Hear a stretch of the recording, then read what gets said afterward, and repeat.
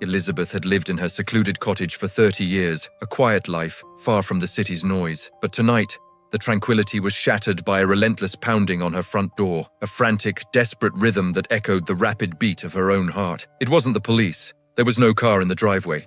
It wasn't a neighbor. They were miles away. Her security system was down, the phone lines were dead, and the forest outside whispered with an unseen presence. She knew the golden rule: never open the door to strangers, especially when they know your name. Stay with me until the very end, because Elizabeth is about to discover that some secrets don't stay buried, and the person on the other side of that door is not just looking for help, they're looking for revenge. The storm outside was a symphony of wind and rain, but the drumming on the door cut through it all. Bang, bang, bang, bang, bang. Elizabeth, 68, stood frozen in her living room, clutching a heavy brass poker from her fireplace. The clock on the mantelpiece read 2:17 a.m. Who would be out in this weather, at this hour, at her remote address? A chill that had nothing to do with the draft snaked up her spine. Her hands trembled as she gripped the poker tighter. 30 years of peace, of solitude, of carefully constructed anonymity. She had chosen this cottage specifically because it was invisible.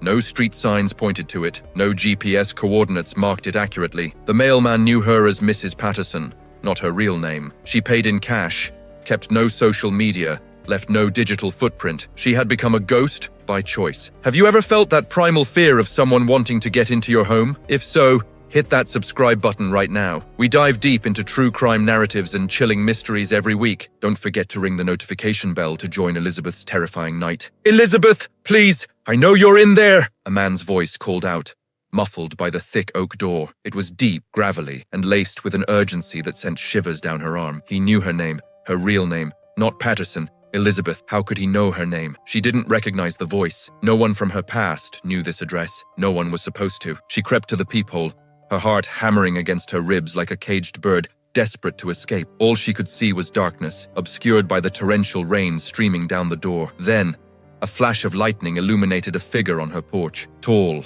cloaked in a dark raincoat, hood pulled low over his face. He looked directly at the peephole, as if he knew she was there, watching, as if he could see through the tiny glass lens straight into her terrified eyes. He raised a hand, and in the fleeting light, she saw a piece of paper pressed against the glass. On it, scrawled in what looked like red crayon, or was it something else, was a single, disturbing word. Remember. Elizabeth stumbled backward, her breath catching in her throat. Remember. The word echoed in her mind, unlocking a vault of memories she had desperately tried to seal shut for decades. The year was 1974, a small town called Millbrook, nestled in the Appalachian foothills. A terrible accident on Route 9, a secret promise made in blood, and a betrayal that had left a permanent scar on her soul. She saw it all again, as vivid as if it were happening in front of her. The twisted metal, the screaming, the fire that consumed everything, and the choice she had made.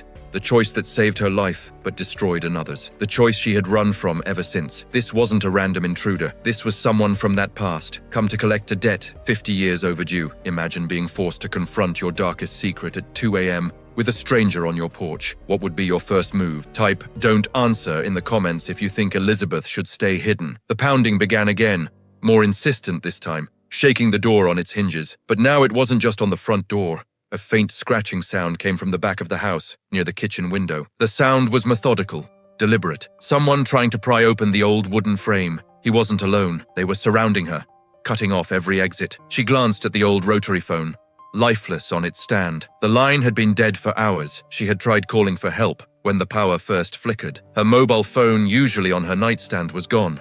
She distinctly remembered placing it there before bed, but when she'd gone to retrieve it after the knocking started, the nightstand was empty. Someone had been inside her house. The thought made her blood run cold. The power flickered again, plunging the house into near-total darkness before the dim lights of the living room returned, casting long, dancing shadows across the walls. In that moment of darkness, she heard footsteps on the roof, heavy, purposeful, moving toward the old chimney. Elizabeth's eyes darted around the room, searching for an escape. The windows were old, painted shut years ago. The back door was blocked by whoever was scratching at the kitchen window. Her home, once a sanctuary, now felt like a tomb, a carefully designed trap that she had built for herself. She thought of running to the basement, but remembered the nightmare she'd had 3 nights ago, a premonition, perhaps, of being cornered down there with no way out. Her instincts screamed at her to hide, but something deeper, something that had been buried with all those memories, told her the truth. There was no hiding, not anymore. Her past had finally caught up. With a trembling hand, she made a decision. She reached for the heavy deadbolt,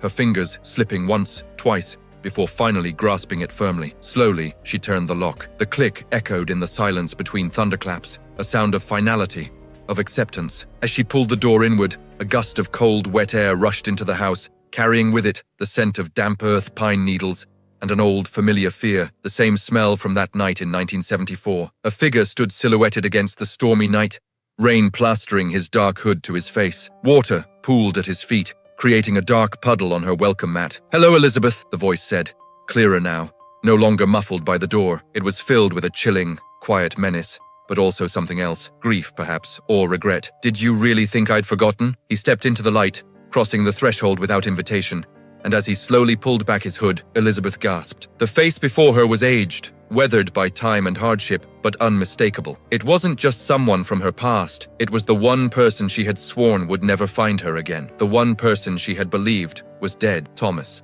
Thomas Beckford, the boy from the accident, the boy whose life she had ruined, and in his hand, he held an old, tarnished silver locket, the one she had lost that fateful night in 1974, the one that contained the photograph, the one piece of evidence that could prove everything. "You left this at the scene," Thomas said softly, his eyes never leaving hers. "I've carried it every day for 50 years, Elizabeth, waiting, searching, and now, finally, I've found you." Elizabeth's voice, when it finally came, was barely a whisper. "Thomas, you survived, I thought. You thought I died in the fire you set," he finished for her. "You thought you could erase what you did. But fire doesn't erase everything, Elizabeth, and neither does time." Behind him, two more figures emerged from the rain. A woman, perhaps in her 40s, with Thomas's same intense eyes, and a younger man, barely 20, holding what looked like a camera. Not weapons, not tools of violence, but instruments of truth. "This is my daughter, Sarah," Thomas said, "and my grandson, Michael. They're going to document this conversation, Elizabeth, because tonight, after 50 years of running, you're going to tell the truth about what really happened on Route 9. You're going to admit what you did to my family. And then, finally, we can all have peace." Elizabeth's legs gave way, and she sank into the chair beside the door. The poker fell from her hands with a clatter. She looked at Thomas, at the scars that crisscrossed his face, at the burn marks visible on his hands, at the pain etched into every line of his weathered features. And she knew that this moment, this reckoning, had always been inevitable. The rain continued its relentless assault on the roof, but inside the cottage, silence hung heavy between them. Michael raised the camera, the red recording light blinking like an accusing eye. Sarah stood perfectly still, her arms crossed, her expression unreadable.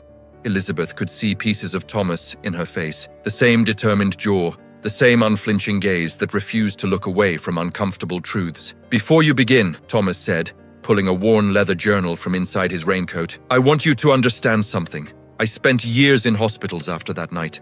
17 surgeries to repair what the fire did to my body. My parents spent their life savings trying to put me back together. My mother died believing her son was a criminal, that I had caused the accident, because that's what the police report said. That's what you told them." Elizabeth closed her eyes, tears streaming down her weathered cheeks. "I was afraid." "No," Thomas interrupted, his voice sharp as broken glass. "You don't get to explain yet. You don't get to justify. First, you listen. My father drank himself to death 5 years after the accident. My younger sister, Emma, you remember Emma, don't you? She was only 9 years old. She grew up ashamed of her family name, ashamed of a brother she was told had destroyed lives. She changed her name when she turned 18. I didn't see her again for 30 years. He opened the journal, its pages yellowed and filled with cramped handwriting. "This is my story, Elizabeth.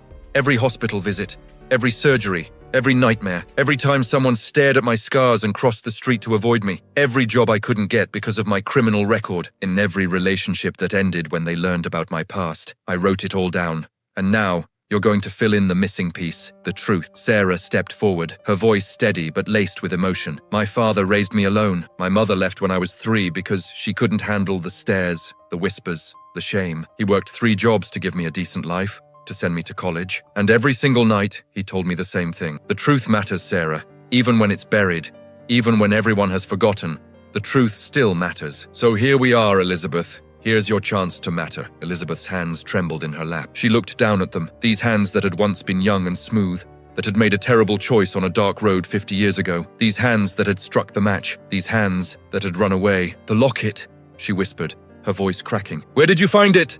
Thomas held it up, letting it dangle from its broken chain.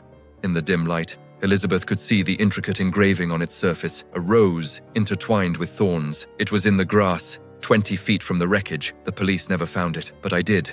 3 days after the accident, when I finally could walk again. I went back to the scene, looking for answers, and I found this. Your initials are inside, Elizabeth. E.M.H. Elizabeth Marie Harrison, the name you abandoned. He opened the locket, and inside was a photograph. Faded but still visible, 2 teenagers, smiling at the camera, Elizabeth and someone else, someone whose face had haunted her dreams for 50 years. David, she breathed, the name a prayer and a curse all at once. My brother, Thomas confirmed. The brother you were with that night. The brother who died in that fire. The brother whose death you blamed on me. The storm outside seemed to intensify, as if nature itself was bearing witness to this confession. Lightning flashed, illuminating the 4 faces in the cottage. 3 seeking truth, 1 preparing to finally speak it. Some secrets are too heavy to carry alone, and some debts can never truly be repaid. If this story left you breathless, leave a like and share it with a friend who loves a good psychological thriller. Click the video appearing on your screen right now to uncover what happened that terrible night in 1974, and whether Elizabeth's confession will bring redemption or just more pain. I'll see you in the next story.